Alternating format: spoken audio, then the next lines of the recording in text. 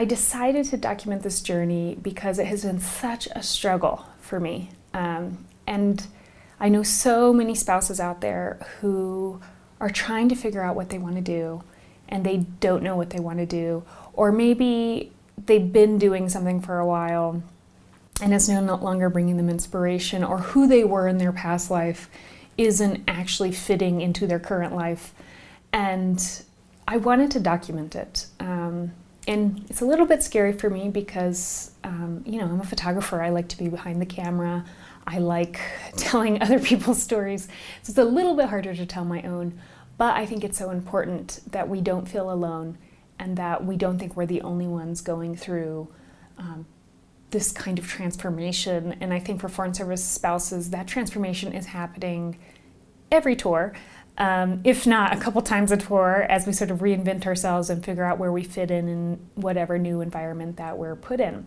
Hey everyone, my name is Crystaline Randazzo, and I am a photographer and also a trailing spouse. If you don't know what a trailing spouse is, a trailing spouse is the term that's usually given to expat partners who follow their spouses around the world.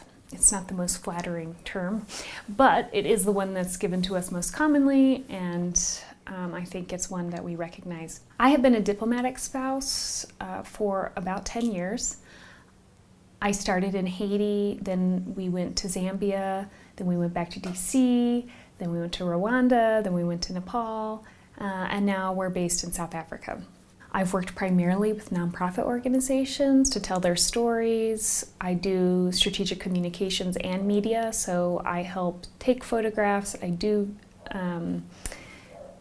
short videos for fundraising, and it's been a really interesting journey, and I often credit the Foreign Service and this lifestyle for sort of pushing me that direction, because before I was a commercial photographer, and I probably would have never gotten into nonprofit photography had I not been in the Foreign Service and had this lifestyle.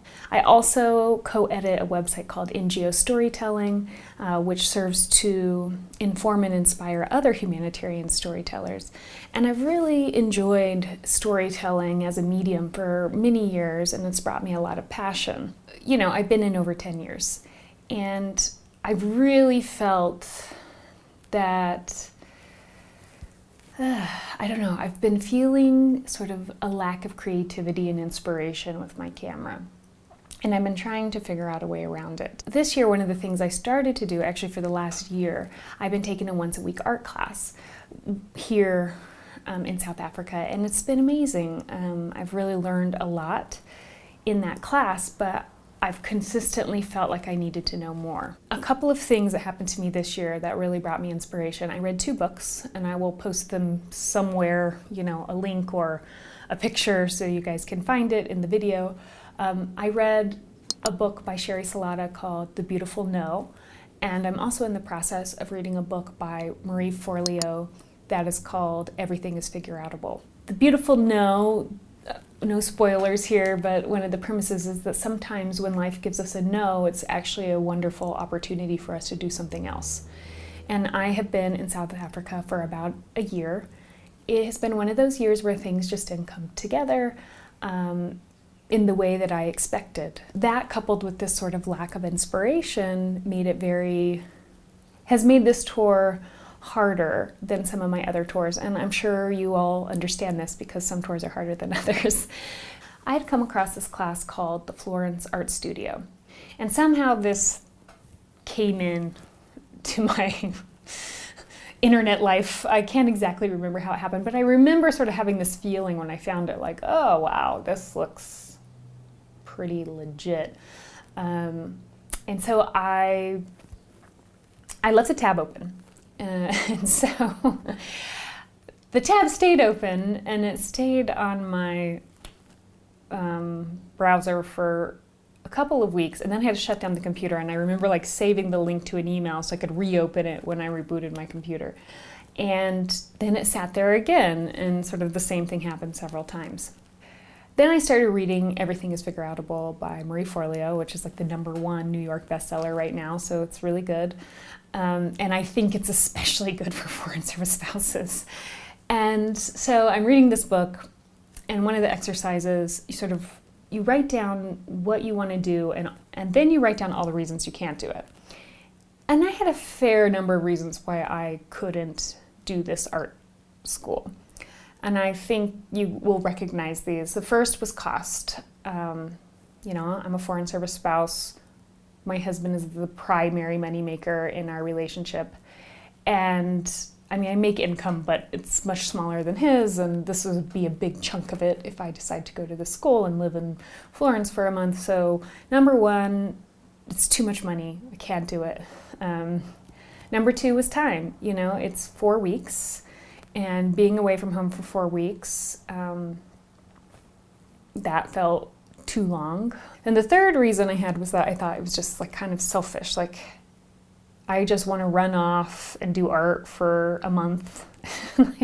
Who does that? That's insane. And, it's not practical. It feels a little frivolous.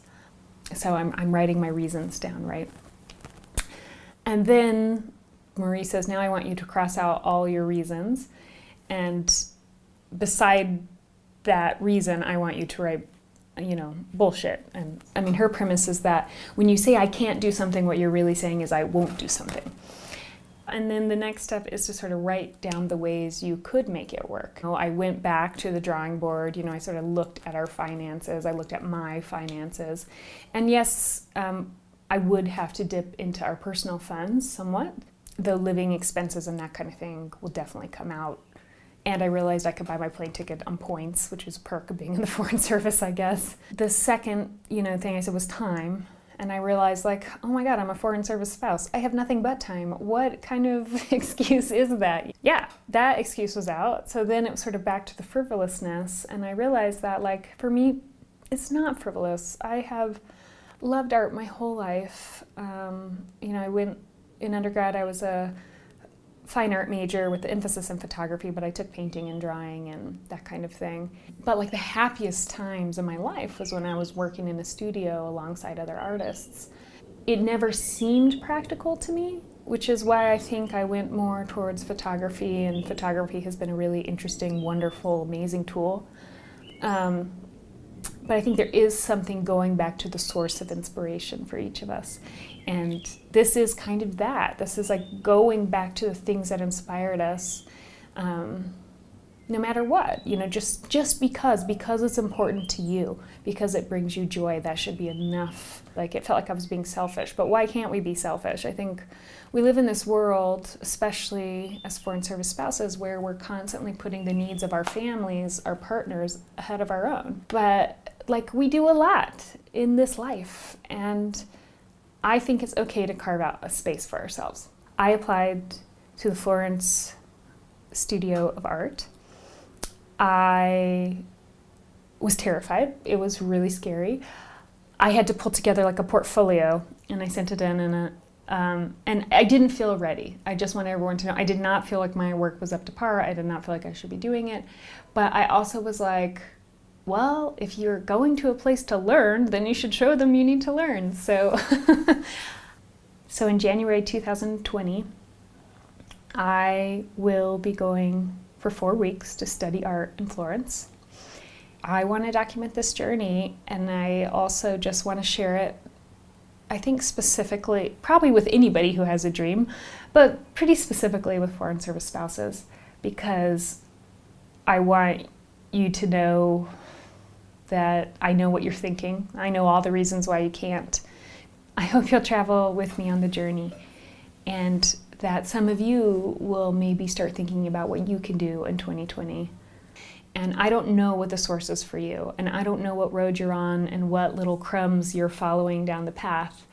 But I do know that in this life, many times I've felt very alone, and I don't want you to feel alone. I am recording this journey, and I am committing to sharing it so that we can both not be alone, and we can both try to take steps forward in whatever direction. So anyways, stay tuned for more. I'll talk to you soon.